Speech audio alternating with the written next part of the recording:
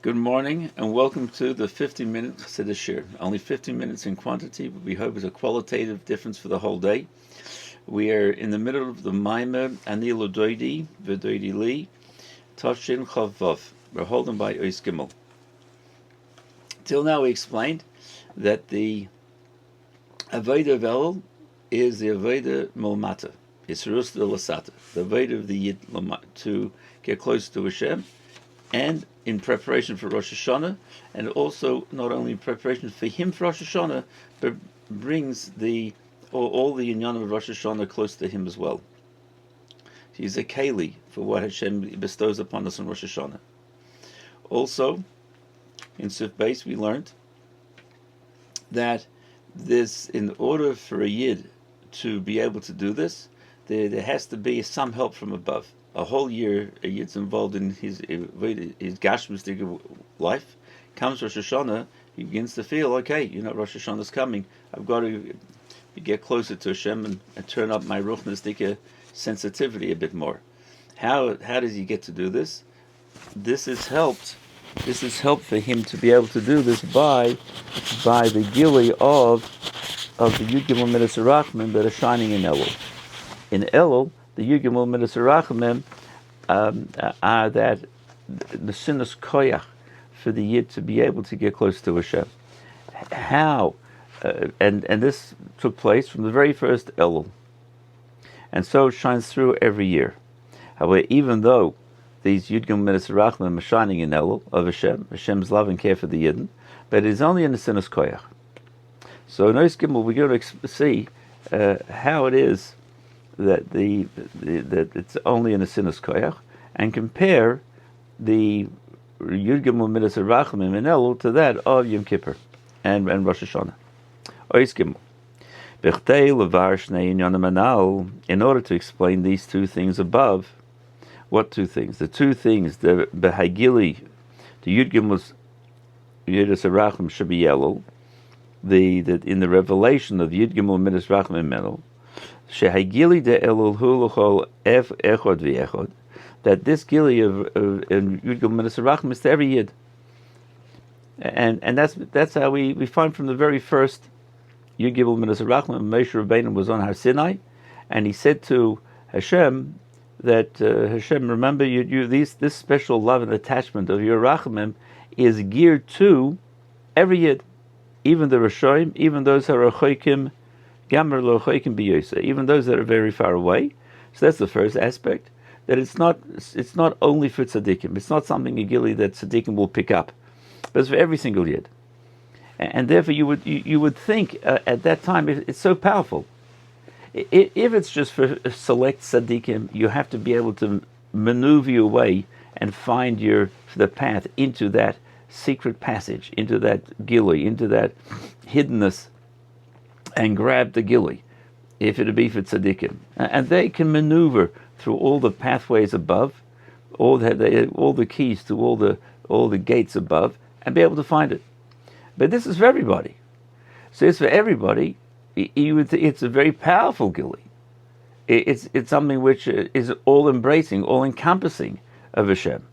And so such a powerful gili, you would think that it would be an automatic draw a person into wanting to serve Hashem, because it's a revelation of the infiniteness of Hashem.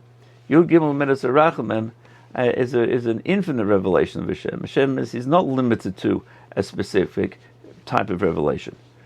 Nevertheless, v'sha'afal pikein hagili eina ma'eris ha'adam, this gili doesn't arouse the person, v'hu rak nesinus koyach, and it is only in sinus koyach.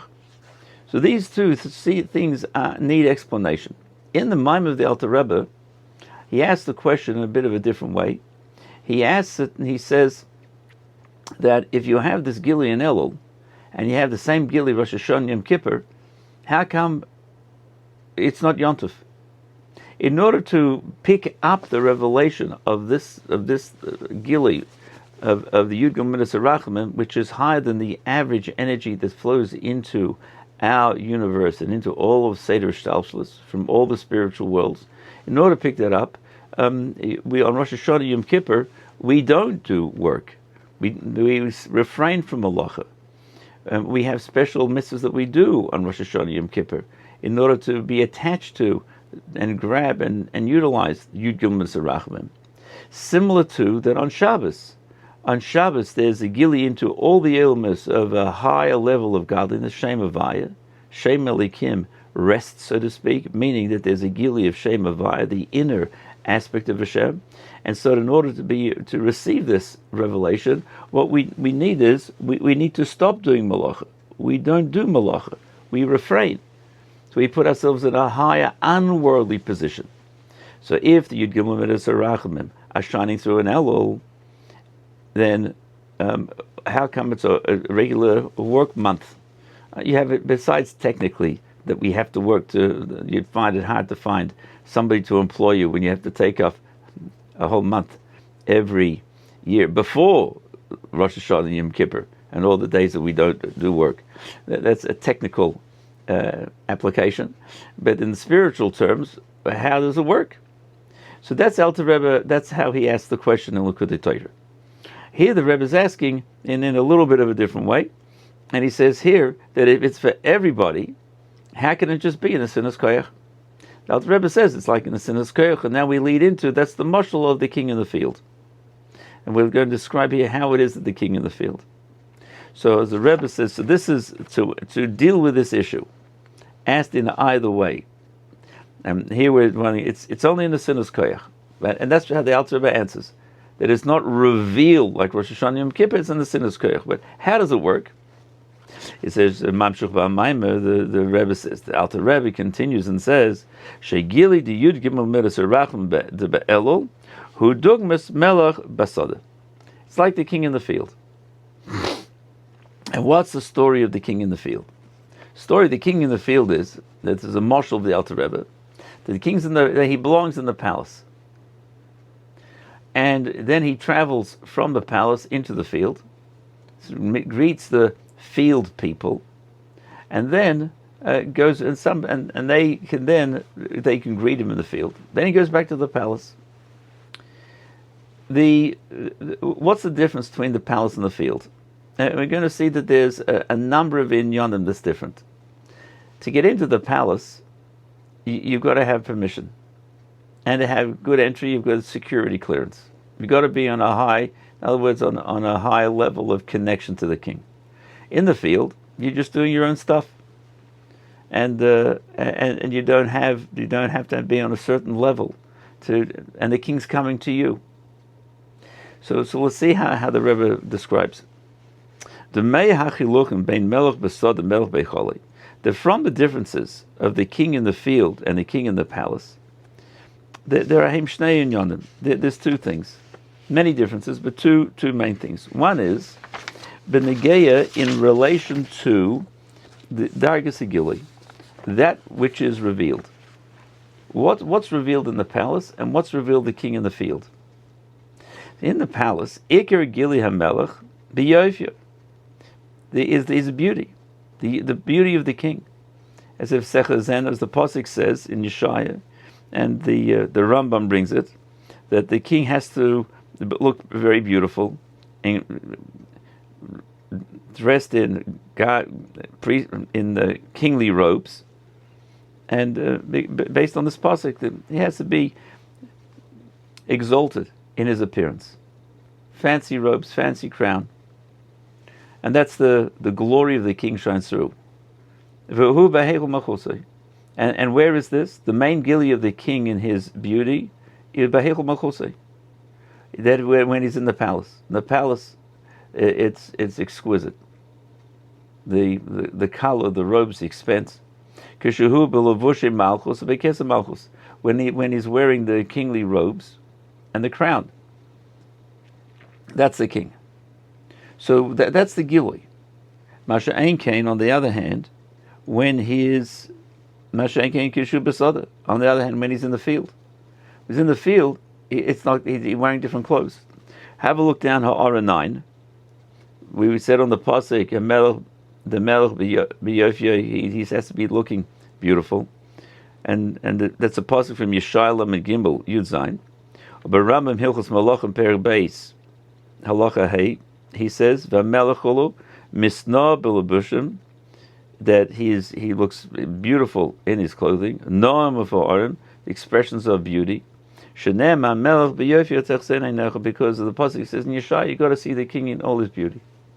Ha'ara 10, and la'eb l'kudei Torah Parshas Rei Chafei Gimel, that the Alter Rebbe says in Likkutei Torah about the king in the field. When the king's in the field, he's wearing his, so to speak, his outdoor clothes. He for sure doesn't wear, when he's going out into the field, he doesn't wear his royal rich purple robes, etc., with all the trimmings of gold and silver and jewelry and the crown. He's wearing outdoor clothing. So where do you see the king in his glory, in his beauty? That's called the Gili HaMelech, that the king is shining through as king. That's in the palace.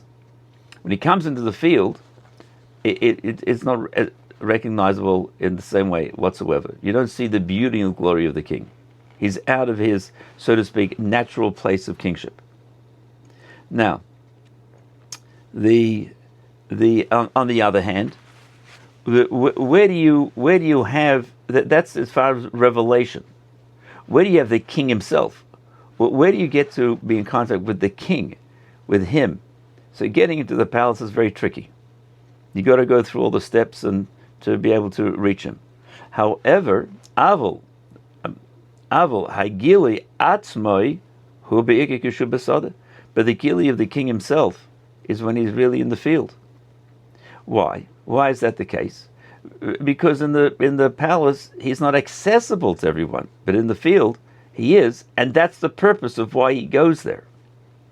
The biyos behechel malchosai einich nosim ela bereshus. That when he's in the palace, you only come in with permission. You got to clear all the steps, the security levels. Varak hamavchaim shebiyam v'yichud isgula, and only those choicest people of the nation and those that are very special can get in to see him. That's in the palace. So he's not accessible. He is not accessible. You've got to go through all the different levels to get to him. When he's in the field, is then, as the Alter Rebbe writes, Rishoyim, then everyone's allowed to, V'yecholim, and the Friedrich Rebbe adds, and you're able. You're allowed and you're able. So he adds another level. You're allowed to come to see him, and therefore you're able to see him. You're able to see him, anybody who wants to. He's in the field. He says, here I am. Everyone's able to see him. And the king accepts everybody besev upon them yafis, with a smiling countenance. Omar upon him and smiles to everybody. He accepts everyone pleasantly. That's one. And he smiles to everybody. Omar upon them and he shows a smiling face to everybody. And so therefore he's accessible. So here we see that the difference between the king in the palace and the king in the field. In the palace, you only get in if you're fitting. You call this gula. And to come and those in the field, anyway, he's accessible to everybody. So this is the beginning of how we see the difference between the palace and the field. And and therefore we'll learn how that is as later in the Maamarim has and the Sinus Koyach. It's a little bit more complicated than that. Thank you for joining. Everybody have a wonderful day.